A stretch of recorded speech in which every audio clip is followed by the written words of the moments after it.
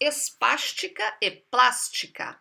A rigidez espástica, ela é característica das doenças piramidais, de lesão piramidal, por exemplo, pós-AVC, sequela de AVC. Na rigidez plástica, você vê uma hipertonia na qual você vai, por exemplo, tentando estender o braço do paciente e ele vai oferecendo uma resistência em roda denteada. Na hipertonia ou rigidez espástica ou em canivete, você vai tentar estender o braço do paciente e ele vai voltar a fletir. Você vai encontrar uma resistência contra você. Na rigidez plástica, a resistência que você encontra, ela não volta, ela vai até onde você está puxando, mas você sente como se fosse uma roda denteada, uma interrupção. É característica da doença de Parkinson. A rigidez espástica é característica das doenças de lesão piramidal. Bom, importante. Isso aqui, gradação de força muscular. Por quê? Porque precisa dessa gradação para universalizar o mais próximo possível da realidade qual o grau de fraqueza do paciente. Para você não dizer, ele está com déficit de força, mas quanto? Tá leve. Mas leve como? O meu leve pode ser diferente do seu leve. Então a gente grada em força normal, que é 5, em força 4, que é subnormal, quer dizer, você sente uma resistência, mas ela não vence você. 3 é uma força que vence a gravidade, mas você dá um peteleco, ele desarma. Então ele só vence a gravidade, ele não tem resistência à força ativa, à contraposição ativa. O grau 2 de força muscular, ele não consegue nem vencer a gravidade. Ele chega a movimentar, mas não vence a gravidade. Então imagina a pessoa deitada, mexendo o braço em cima da cama. Isso é um grau 2. Aí você pede para o paciente levantar o braço e ele não consegue, ok? Grau 1 é quando você vê uma contração muscular que não é forte o suficiente para tirar o membro do lugar. E 0 é a aplegia, é quando não há contração nenhuma.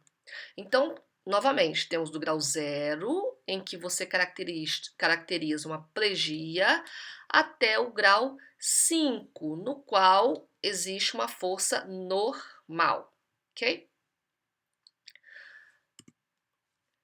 Aqui eu peguei emprestado de uns slides que vocês devem ter visto ali no SlideShare, tá? Que eu postei lá nas referências bibliográficas, que eu achei muito boa essa figura, que é um exemplo de como você vai testar a força, pede para o paciente estender os braços, você faz uma força para baixo e aqui para cima. Aqui é a prova de Mingazini de membros superiores. Atenção que na prova de Mingazini é fundamental que você peça para o paciente estender os braços em pronação, tá? Aqui uma outra maneira de testar a força, que você pede para o paciente estender o braço, você oferece uma força contrária. Outra coisa importantíssima para universalizar o exame neurológico é a gradação dos reflexos profundos. Nós temos 2 tipos de reflexos, os profundos ou osteotendíneos e os superficiais ou cutâneos. Então aqui os reflexos profundos pode ser gradado de 0 quando está abolido, quando você não obtém resposta nenhuma, e 4 quando existe uma hiperreflexia. 1 é hiporreflexia, quando você, vamos fingir que a gente está dando uma martelada aqui no joelho do indivíduo. Você dá uma martelada e ele dá só um movimentinho, ele está com hiporreflexia. Se ele não dá movimento nenhum, é abolido, é 0, 0. 2, 2 cruzes é normal. 3 cruzes é vivo. Alguns serviços chamam de reflexos vivos, outros falam reflexo hiperativo. E 4 é quando você dá uma tacada aqui no joelho do indivíduo e ele vai lá, ele te chuta, ele quase chuta teu saco se você for menino e quase chuta teu negócio lá se você for menina. E você tem então um aumento da amplitude da resposta, uma amplitude do movimento, quer dizer, a perna se estende quase toda. Você tem um reflexo, um movimento policinético, que ele fica balançando, e na hiperreflexia, tudo estou falando da hiperreflexia, quatro cruzes, quatro cruzes. Então, temos uma amplitude da resposta, uma amplitude do movimento com reflexo policinético e aumento da área reflexógena. O que é isso? Você não precisa exatamente, você não precisa nem acertar na patela da pessoa. Você bate aqui na coxa e ele já está estendendo a perna. Tá? Isso quer dizer aumento da área reflexógena. Qualquer lugar que você bater na perna dele, ele vai responder o reflexo patelar. Tá? O reflexo vivo ou hiperativo, que são três cruzes, é quando ele estende um pouquinho mais que o normal, mas não chega a ser uma hiperreflexia, porque ele não tem um reflexo policinético, nem um aumento grande da amplitude e nem aumento da área reflexógena, ok? É meio difícil explicar isso da forma teórica, mas quando a gente for no ambulatório, vocês vão ver. Então, reflexos profundos principais temos bicipitais, que são esse aqui, tricipitais, que é esse aqui, estilo radiais. Tem uma outra maneira de testar estilo radial que eu vou ensinar para vocês. Aquileus, tá? Isso aqui é uma manobra para distrair o paciente na hora de fazer o reflexo patelar. Porque às vezes o paciente fica, ou ele prende a perna e não deixa fazer a resposta correta, ou ao contrário, ele tenta ajudar na resposta. Assim, é inconsciente, é da pessoa. E você pede, relaxa, relaxa, a pessoa não consegue relaxar. Aí você manda a pessoa ficar puxando os dedos, dessa forma aqui, né? Um dedo no outro. E aí você pede e aí ele fica fazendo isso para tentar distrair, ok? Esses são os principais reflexos profundos. Novamente, principais reflexos profundos ou osteotendíneos, bicipitais, tricipitais, estilo radiais, flexores dos dedos, patelares e aquileus. Nos flexores dos dedos, você bate aqui, ó, na parte anterior da mão, nos flexores dos dedos, e você, em resposta, tem uma contração, uma flexão dos mesmos. Normalmente você só obtém quando o reflexo está aumentado. Quando está normal é difícil você obter, ok? Então praticamente é um reflexo patológico. Os reflexos superficiais ou cutâneos tem o cutâneo abdominal, cutâneo plantar, conhecido também como Babinski, só que vocês estão sabendo, né, que não existe Babinski positivo.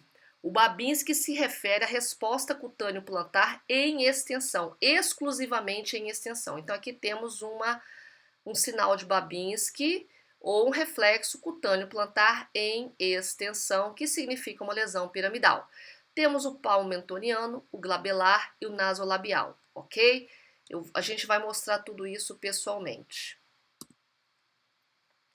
E sensibilidade superficial, nós temos aqui um dermátomo, os dermátomos. Então, basicamente, você não precisa saber todos, mas se você souber que C8 é mais ou menos o quarto e o quinto dedos, T4 é a altura do mamilo, T10 é umbigo, T12 é virilha, L4 é o primeiro pododáctilo e S1 é a margem lateral do pé. Você decorando apenas esses 6 pontos, você já meio que consegue definir o nível da lesão. Para testar a sensibilidade profunda, você usa a discriminação tátil, vibratória e a propriocepção. Okay? Aqui é um teste de vibratório ou palestesia, tá? Então é importante nas avaliações das neuropatias periféricas, ok? Bom, e aí acabou, ok?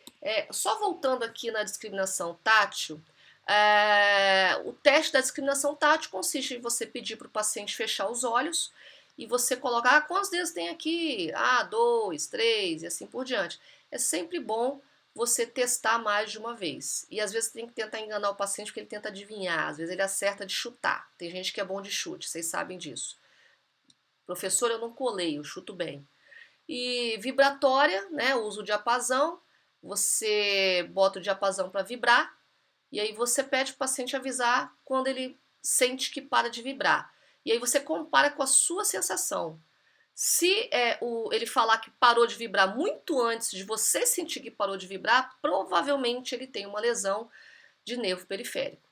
E a propriocepção, você pega o dedão do paciente, manda ele fechar o olho e coloca assim, você pergunta assim, o dedão tá para cima ou tá para baixo? Ah, tá para cima, tá para baixo. Para você saber se ele tem noção de posição do espaço sem o auxílio da visão, ok? Então agora acabou este módulo. Prometo que da próxima vez nós teremos vídeos. Não sei se vai adiantar muito, né? Mas acho que distrai um pouquinho. Esse aqui é meu baby fofo. Beijos.